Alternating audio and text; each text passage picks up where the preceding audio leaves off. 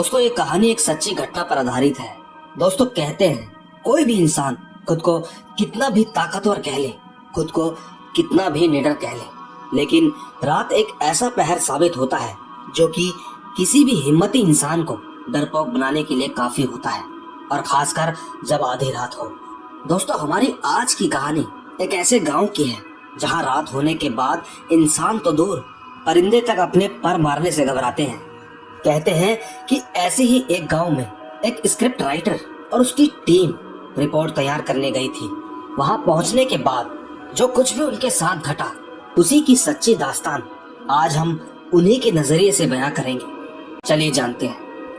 मेरे साथ आज से कुछ 2-3 साल पहले जब मैं इसी एक रिपोर्ट के सिलसिले में एक गांव जा बैठा, वहां जाने के बाद मैंने कभी नहीं सोचा था कि आज की इस मॉडर्न दुनिया में ऐसा भी कुछ हो सकता है।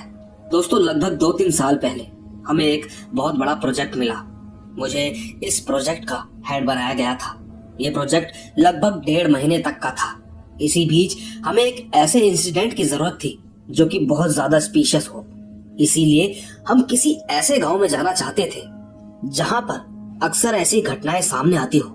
हमारा मकसद बस इतना सा था कि हम लोग ऐसी सच्ची घटनाओं से प्रेरित हो सके कि उस पर हम एक अच्छा सीक्वेंस बनाकर अपना प्रोजेक्ट सही समय पर अच्छे से खत्म कर सके। दोस्तों, प्रोजेक्ट काफी इम्पोर्टेंट था। उन दिनों प्रोजेक्ट की डिमांड भी इसी तरह की ही थी। कहानी आखिर जो कुछ भी हो, बस वो किसी सच्ची घटना से प्रेरित हो। जैसा कि आप लोग टीवी पर देखते हैं, ये सारी चीजें सच्चे इंसिडेंट से प्रेरित होकर ही बनती हैं। फिलहाल हमने अपना काम किया और मैंने अपने रिसर्चर्स को काम पे लगाया। हमें एक ऐसे गांव की तलाश थी जहां पर जाकर हम अपना रिपोर्ट तैयार कर सके और ठीक वहां से आने के बाद हम अच्छे से अपने प्रोजेक्ट पर काम कर सके। दोस्तों, इसी उधेड़-बुन में लगभग 2 या 3 दिन बाद हमें एक ऐसे गांव के बारे में पता चला जहां कहना था कि रात के बाद, यानी कि सूरज ढलने के बाद, किसी की हिम्मत तक नहीं होती कि कोई भी अपने दरवाजे से बाहर तक झांक सके। वैसे मैं तो भूतों की कहानियां काफी लिखता था और काफी सुनी भी थी, और तो और जिनकी जिंदगी में ये सब घटता था, मैंने तो उनकी जुबानी भी सुनी थी। मुझे थोड़ा बहुत तो विश्वास था, पर मैं ज्यादा भी नहीं मानता था। लेकिन इस बार मेरा ये कंफ्यूजन दूर होने वाला था। तो दोस्तों, ठीक हमें उस गांव के बारे में पता चला तो हमें ये जानने को मिला कि उस गांव का नाम मेजरगंज है। मेजरगंज गांव दरअसल नागालैंड में है। हमने तो बिना किसी देरी के अगले हफ्ते ही गांव जाने का निर्णय किया। हमें बड़ी उत्सुकता थी, प्रोफेशनली भी और पर्सनली भी, क्योंकि हमें ये जानना था कि आखिर क्या है उस गांव में जिस वजह से वहाँ कोई परिंदा भी पर नहीं मारता। बड़ी जिज्ञासा और उत्सुकता थी मेरे अंदर। मैंने खुद के साथ 2 लोग और भी लिए थे। एक थे कैमरामैन फोटोग्राफर और एक दूसरे जो मुझे मेरी रिपोर्ट तैयार करने में मदद करते। हम लोग ठीक अगले ही हफ्ते नागालैंड पहुंचे। हमें पहुंचते पहुंचते लगभग सुबह के 8 बज गए थे। हम काफी ज्यादा थक गए थे, जिस वजह से हमने सोचा कि हम शाम के समय उस गांव में जाएंगे और तब तक हम यहीं किसी होटल में रेस्ट करेंगे। हमने ठीक ऐसा ही किया।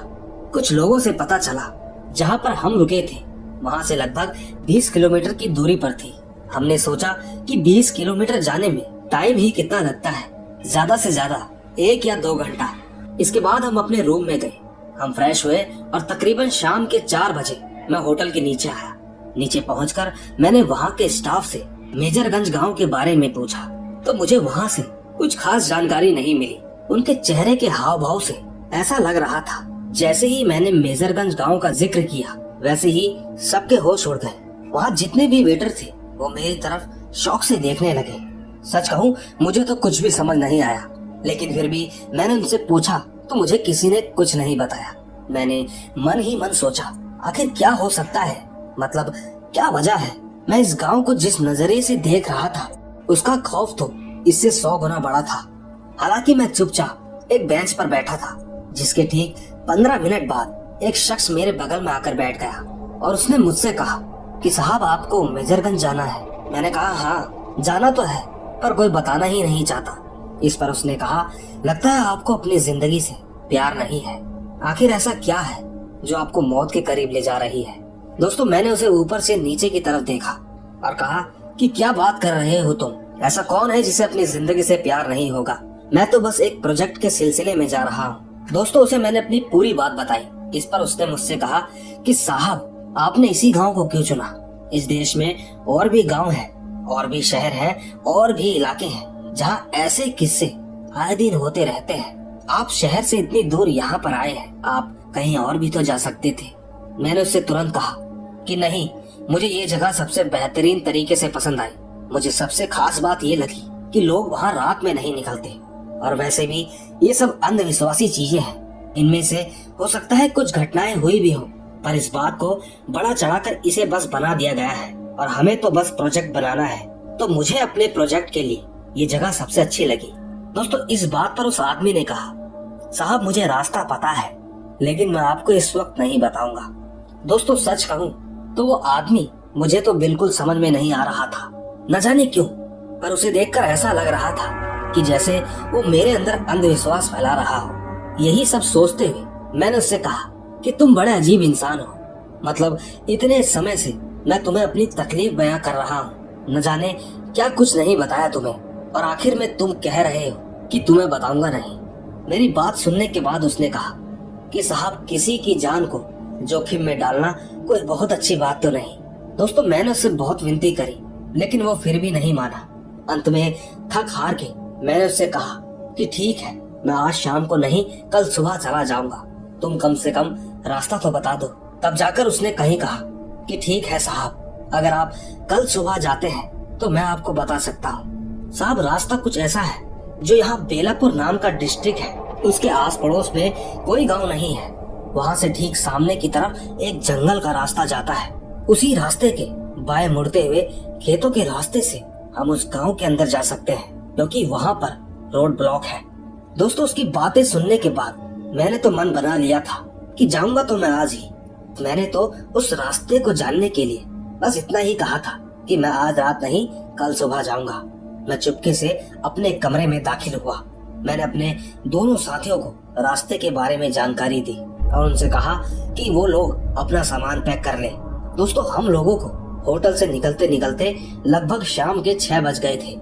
होटल से निकलते ही जब हमने बस के बारे में पूछा तो हमें पता चला कि उस इलाके में बस या रिक्शा जाती ही नहीं, वहाँ तो बस घोड़ा गाड़ी ही जा सकती है। दोस्तों, घोड़ा गाड़ी के माध्यम से तो कोई तांगे वाला रुकना ही नहीं चाहता था, क्योंकि जब भी हम मेजरगंज का नाम बताते तो न जाने क्यों वो गाड़ी आगे बढ़ा लेता। इसीलिए हमने दिमाग लगाया। हमने सोचा कि यहाँ जो डिस्ट्रिक्ट है बेलापुर, हम वहाँ चले जाते हैं, वहाँ से हम पैदल निकल जाएंगे। दोस्तों, इसी पर काफी मशक्कत करने के बाद एक तांगे वाला मिला। उसने कहा कि साहब, किधर जाना है? हमने उसे उस डिस्ट्रिक्ट का नाम बताया तो उसने कहा कि अरे साहब, झूठ क्यों बोल रहे हो, आपको मेजरगंज जाना है। दोस्तों, यह हमारे लिए बड़ा शॉकिंग था। मैंने मन ही मन सोचा कि इस इंसान को कैसे पता चल गया कि मुझे वहाँ जाना है।